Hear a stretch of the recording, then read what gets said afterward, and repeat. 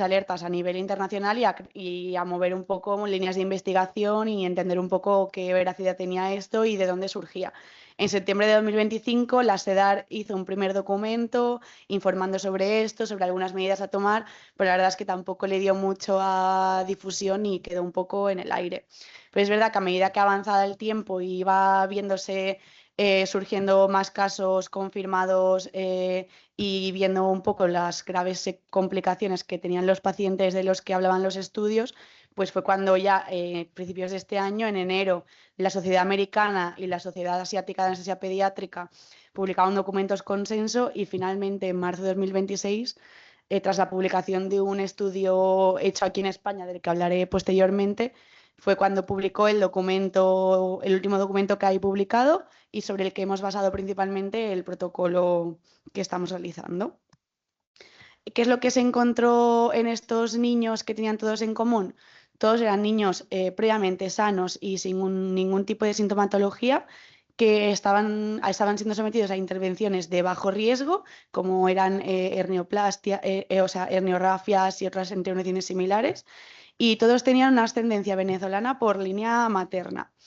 Todos fueron anestesiados con inhalatoria con sevoflurano. Durante la cirugía transcurrió sin incidencias y sin ningún tipo de alteración en las constantes vitales ni nada que llamara la atención en los pacientes, pero cuando finalizaba la cirugía se producía un retraso en el despertar y de cara a realizar un diagnóstico diferencial de por qué sucedía esto, en todos ellos se vio una acidosis láctica con una hiperglicemia y a la hora de profundizar en el diagnóstico, realizar pruebas de imagen, se observó que presentaban alteraciones hipoxicoisquémicas difusas, pero sobre todo en zonas cerebrales profundas como son los ganglios de la base y el cerebelo.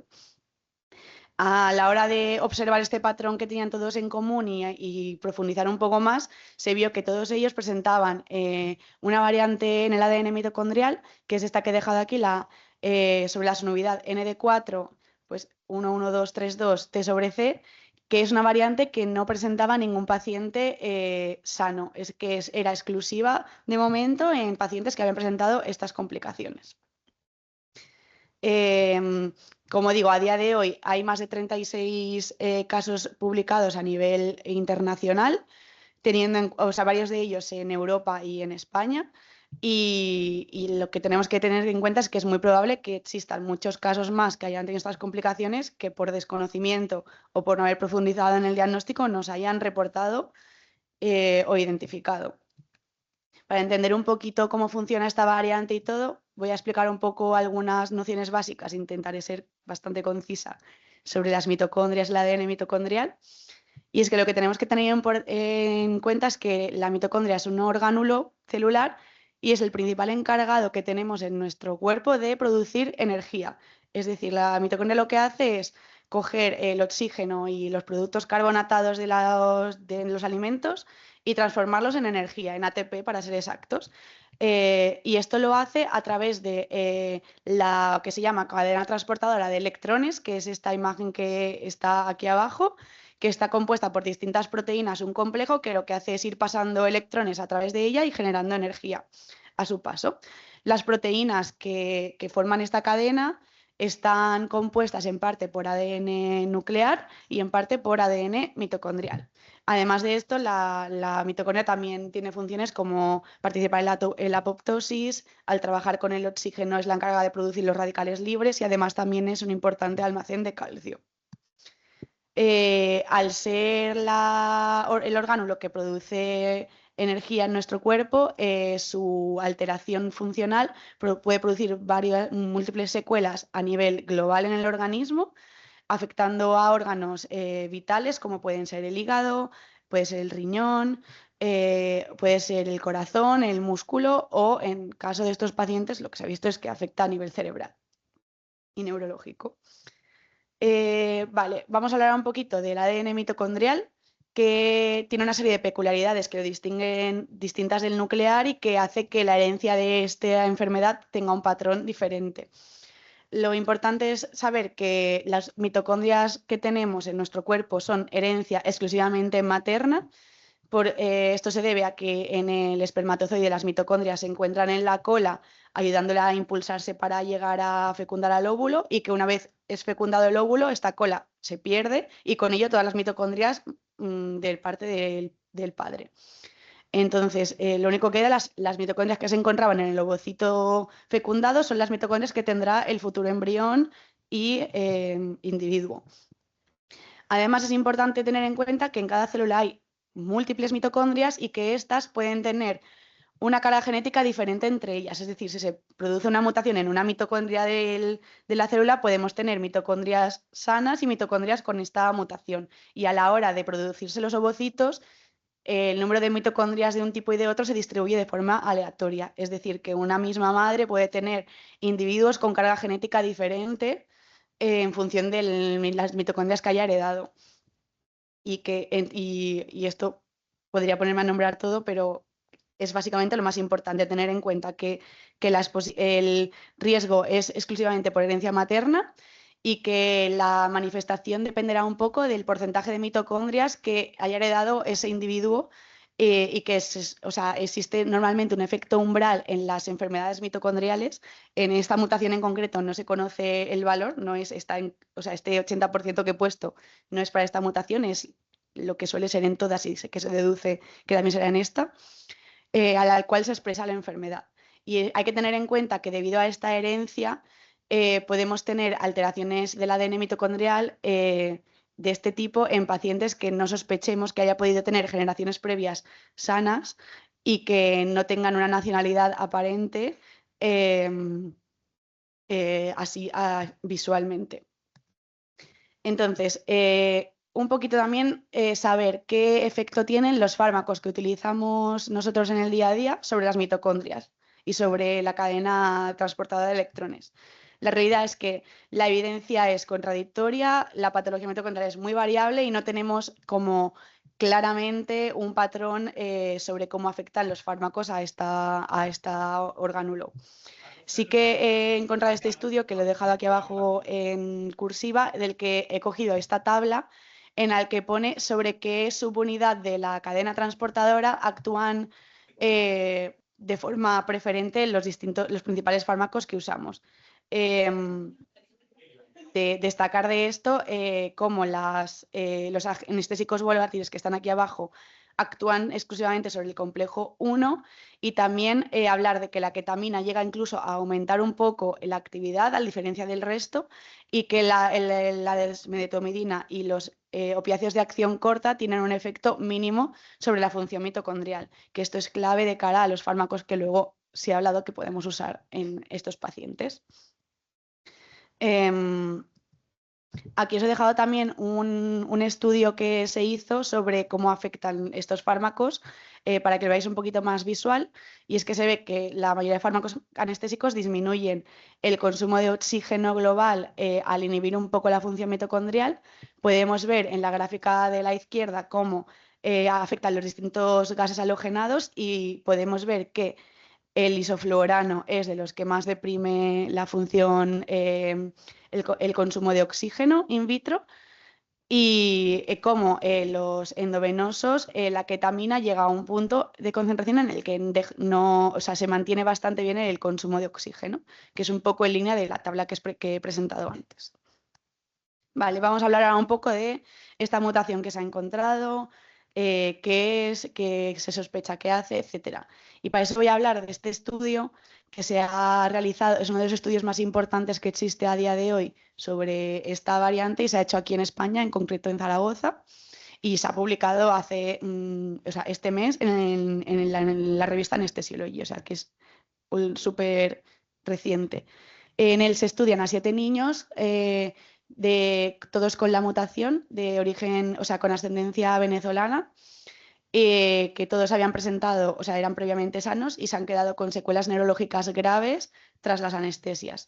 Y se han comparado con un paciente control sano. Y ellos que han detectado en el estudio, para empezar, son los que han detectado que todos presentan esta mutación de la que he hablado antes, que para ser un poco más específicos, es la subunidad ND4 del complejo 1 de la cadena mitocondrial. Y esta mutación, que lo que hace es sustituir una tiamina por una citosina, se encuentra en una zona muy importante para la estructura de la proteína. Se encuentra en una de las hélices de la subunidad y lo que hace es romper la hélice y hacer que la estructura de la proteína sea muy inestable.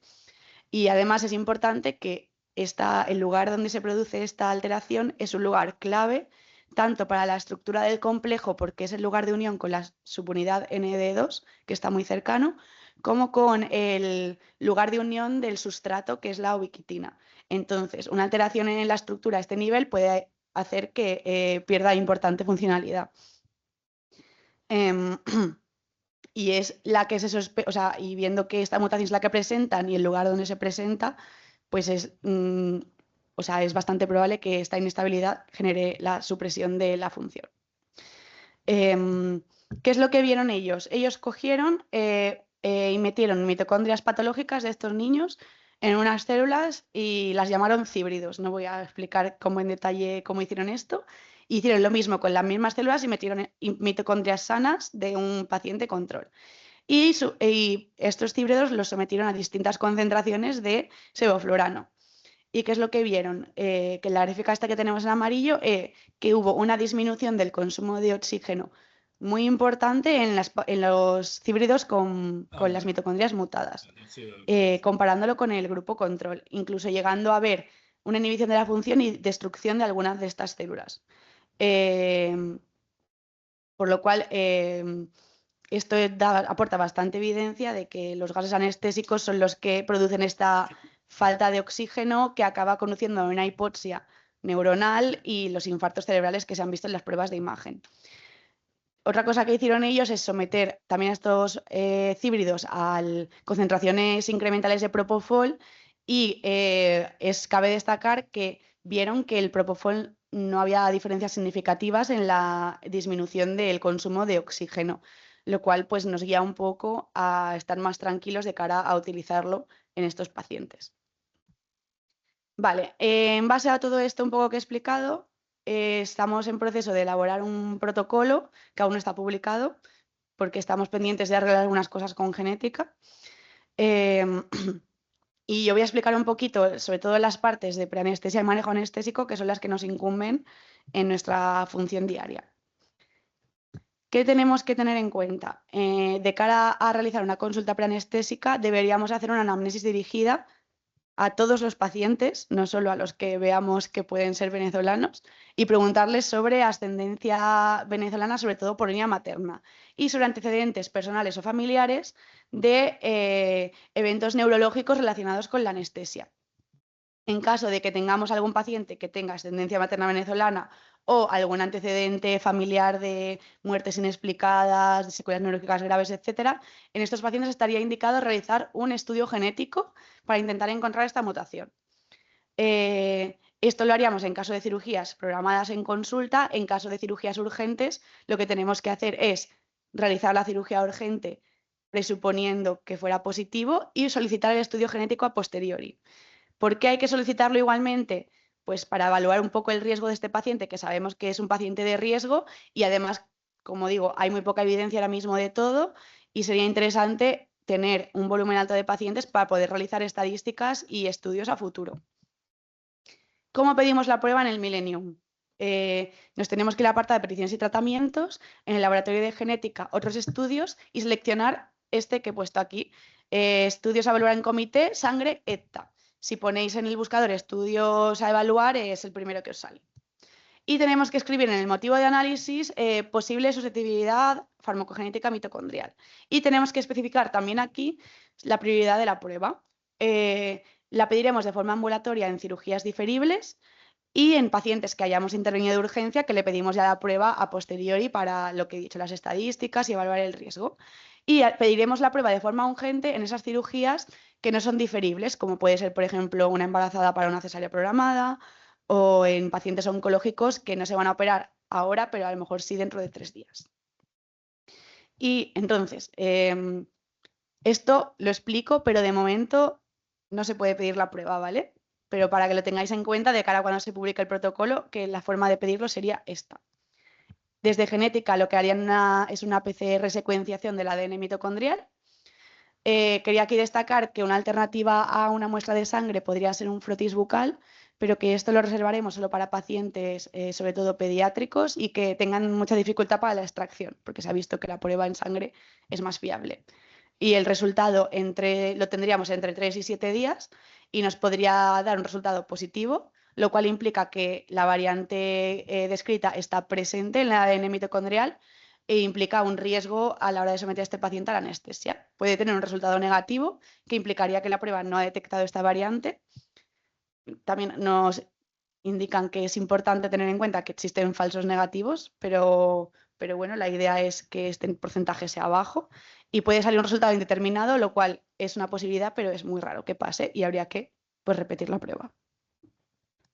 Vale, tenemos un paciente positivo o un paciente de urgencias que su madre es venezolana, que nos cuenta alguna historia rara en la familia. ¿Qué hacemos? Primero de todo, preparar el quirófano con purgado del respirador. ¿Cómo hacemos esto? Tenemos que retirar el vaporizador de sebo, cambiar todo el circuito, la bolsa y la cal sodada y los filtros del sistema y poner el respirador a ciclar. ¿Cuánto tiempo, qué flujo, qué volumen, etcétera? Esto es muy variable y depende mucho del respirador. En respiradores antiguos, con 20 minutos muchas veces basta, y en los modernos están compuestos con unos plásticos que a veces retienen gases halogenados y puede tardar mucho más en lavarlos.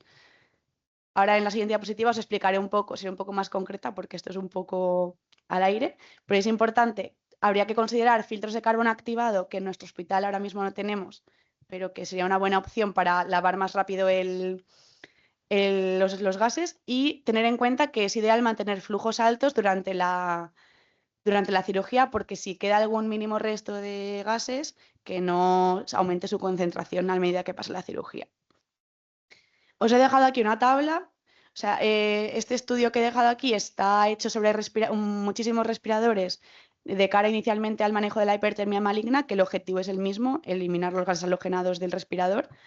Y os he cogido, hay una tabla interna con mucha información que os he acotado aquí, con los respiradores que tenemos nosotros en el hospital, dónde están ubicados cada respirador y los tiempos de ciclado a flujos máximos y los parámetros que hay que marcar.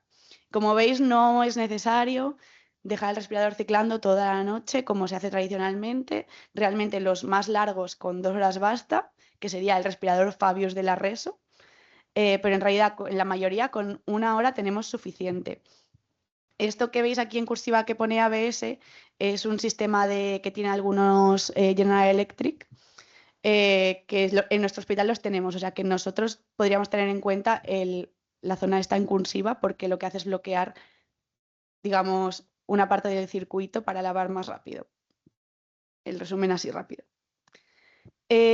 Monitorización durante la cirugía. En principio, de cara a la monitorización no tendríamos que cambiar gran cosa, no hace falta ni coger arteria a todos los pacientes, ni nada de esto, valorar en función de la cirugía como hemos venido haciendo previamente, pero lo que sí que está muy recomendado es monitorización neurológica de la profundidad anestésica y oximetría cerebral, porque en caso de observar cambios en esta, estaría indicado realizar gasometrías para evaluar si hay alguna elevación del lactato o de la glucemia que nos puedan sugerir alguna sospecha de que esté poniéndose alguna alteración en el paciente.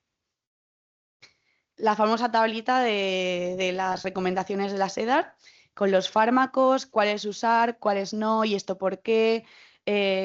Primero de todo, lo que tenemos que tener en cuenta es priorizar la anestesia locorregional y sedación si la cirugía y el paciente lo permiten, y en caso de tener que hacer anestesia general, lo que vamos a evitar son los gases halogenados, es decir, usar TIVA.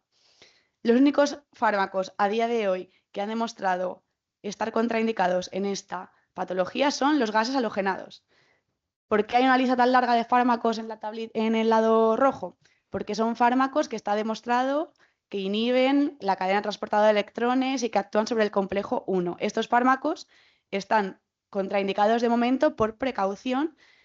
Posiblemente, a medida que avancen los estudios, se pueda demostrar que no tienen riesgo y vayan cambiando en la tablita. Pero de momento, dado que no tenemos ni idea realmente de hasta qué punto afecta esta mutación y todo, no se recomienda utilizarlos. Como veis, el propofol está en amarillo por los estudios que hemos dicho que han hecho, que se ha visto de momento que parece que no afectan, son estudios realizados in vitro, y los fármacos que sabemos son seguros y los que hay que intentar complementar en la nostrativa serían pues la desmedetomidina, los opiáceos de acción corta, la ketamina. Se ha visto que el Rocuron y el Sugamadet son seguros, y también los anestésicos locales y el paracetamol y nolotil. Los AINES también están en duda porque se ha visto que tienen algún tipo de interacción también. Nuestra estrategia anestésica se va a basar principalmente en evitar el estrés de estos pacientes. ¿Cómo haremos esto? Pues para evitar el aumento de consumo de energía, minimizando las ayunas, evitando el estrés y la ansiedad con buena premedicación, un manejo óptimo del dolor tanto tanto intraoperatorio como postoperatorio, evitar cosas que produzcan estrés como torniquetes largos, la hipotermia, la hipercapnia, etcétera. Utilizaremos soluciones balanceadas, que es lo que utilizamos siempre, pero es importante evitar el ringer lactato por el tema de la elevación del láctico de los pacientes cuando están patológicos, y a nivel respiratorio, usar flujos de gas fresco elevados, o sea, más elevados de lo que usarías, y FiO2 más altas para favorecer que las mitocondrias, si tienen alguna disminución del consumo de oxígeno, les llegue el máximo posible. ¿Qué haremos con estos pacientes una vez transcurra la cirugía? Pues lo más importante es asegurarnos de que se despierten y que recuperen el nivel de consciencia basal al que tenían previamente. Si vemos que lo recuperan y todo va bien, mantendremos el circuito habitual. Pues si el paciente es CMA, lo mantendremos en CMA; si el paciente va con ingreso, si el paciente le toca REA, REA. ¿En qué pacientes nos planteamos un ingreso en reanimación o en la UCI pediátrica en caso de pacientes pediátricos? En casos en los que hayamos confirmado la mutación con un test genético previamente, y en aquellos pacientes en los que veamos algún signo de neurotoxicidad o de retraso en el despertar. En estos pacientes en los que podamos sospechar que presentan alguna patología, lo que haremos será valorar un estudio neuroradiológico en consenso con neurología y neurocirugía y realizar una vigilancia metabólica estricta en las primeras 12-24 horas, pues monitorizando lo que hemos dicho, el láctico, la glucemia, el anion gap, y tendremos también un umbral de transfusión de 8, siendo un poco más flexibles, digamos, que con pacientes sanos, que el umbral está en 7. Bueno, os he dejado aquí en la presentación un algoritmo resumen en 2 diapositivas de todo lo que he explicado del protocolo. No voy a volver a explicar porque es lo mismo, pero como más acotado. Y hasta aquí todo, gracias. Respondo las preguntas que sean. El problema que tenemos es que la evidencia sobre esto, como he dicho, es baja, y la mayoría de dudas que podáis tener es que no lo sabe nadie todavía. Pero bueno.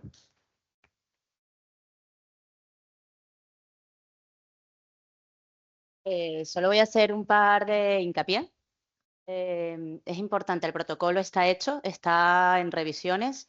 Con los test de genética estamos esperando. Genética nos ha dicho que sí se puede realizar, está investigando cómo hacerlo. El problema es que nos falta tener algún positivo que queremos encontrar para que ellos lo prueben y se sientan pues como más seguros empezando a realizar las pruebas.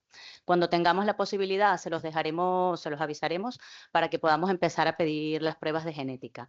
Las pruebas que sean de forma ambulatoria se reunirán todos los pacientes un mes, ¿vale? Se espera y serán una sola vez al mes. Y los pacientes que sean de forma urgente se tiene que colocar en la petición que será de forma urgente, y se intentará hacer, como se dice ahí, en 3-7 días, ¿vale? Importante, si hay cirugías que hasta que tengamos la prueba, o si hay cirugías que tienen que hacerse, no podemos esperar a tener el test positivo o negativo, o sea, por tener el resultado del test para hacerlo. No vamos a tener a los pacientes venezolanos ahí esperando por meses. Los tratamos como si fuese un positivo y así lo seguiremos haciendo hasta que podamos tener las pruebas, ¿de acuerdo? Cuando se pide la petición del laboratorio, tenemos que imprimir el consentimiento informado de la prueba de genética. Nos los ha pedido Genética Sí. Se va a consentimientos informados y ahí salen el consentimiento, se imprime y el paciente tiene que firmarlo. Importante luego también pedirlos después, porque como sabemos, necesitamos más estudios acerca de esta mutación, más que una patología, porque son pacientes sanos. ¿Qué ha pasado antiguamente en Venezuela? ¿Por qué sale a partir del 2005? No se sabe, no hay información. Se conoce en el 2005 una serie de casos que se hizo notificación en Venezuela, pero en ese momento se achacó a un supuesto lote en mal estado con el sevoflurane, pero ya la relación fue con el sevoflurane, ¿vale? Y de ahí, junto con una doctora venezolana que su hijo fue anestesiado en Alemania, y tuvo una complicación anestésica neurológica fue cuando empezó ella a intentar buscar qué había pasado, porque a un primo de este paciente también le pasó y ella fue la que inició, digamos, todo este movimiento. Cuando salió la alerta en Chile, entonces empezaron a buscar los casos positivos y fue cuando se descubrió por el doctor Eduardo por el doctor Eduardo que había una mutación en este sistema. Son pacientes sanos, no son solo niños, son adultos porque es una mutación mitocondrial. Entonces, este protocolo es para niños y para adultos, ¿de acuerdo? O sea, es importante tenerlo en mente. Una vez hayamos identificado a estos pacientes en el preoperatorio, es importante que coloquemos que el paciente es venezolano. Si tenemos pruebas, pues se espera la prueba. Si no, hay que tratarlos como si fuesen positivos y deberíamos colocar en la historia, en observaciones, que sea el 1 de la mañana. De esta manera es más fácil el purgado del respirador y no perdemos tiempo entre un paciente y otro. Entonces, es importante colocar esto. Intentaremos trabajar para que en el Millennium aparezca en algún sitio el tema de que el paciente es venezolano, por si anestesia no lo ha notificado, enfermería pueda ver que el paciente es venezolano y que hay que mantener el purgado del respirador. Y así no me he ido acordando de otras cositas que tenía que decir. Si tienen preguntas, pues aquí estamos las dos para resolver.